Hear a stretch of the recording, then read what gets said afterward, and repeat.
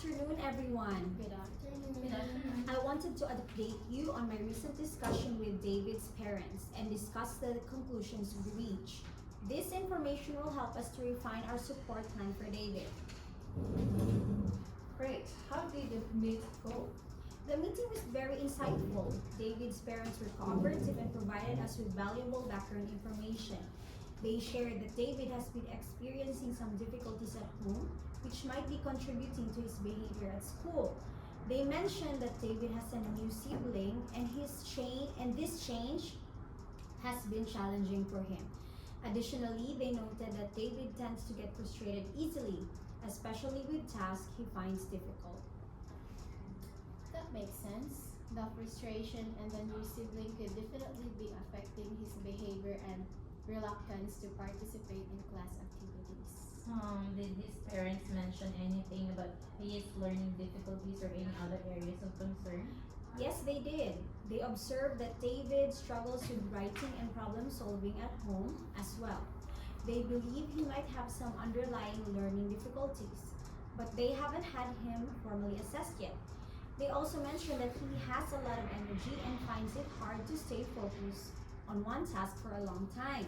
It sounds like we need to consider both behavioral and learning support for David.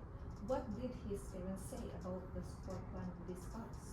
David's parents are fully supportive of our plan. They were willing to reinforce the strategies at home and are open to collaborating with us. They were particularly interested in the social skills training and the coping strategies we plan to teach David. That's good to hear.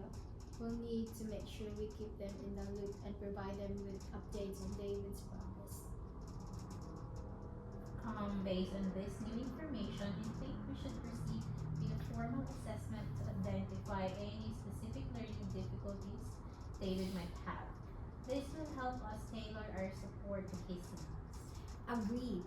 We'll arrange for a formal assessment as soon as possible. In the meantime, let's make the following adjustments to our support plan. So here is the revised support plan for David. So first is the parental collaboration. So in here, we keep regular communication with David's parents to update them on his progress and get their input. Formal learning assessment. So we arrange a formal assessment to identify any learning difficulties. This should be done by the school counselor and the special education teacher. So it can be done within the next 2 weeks.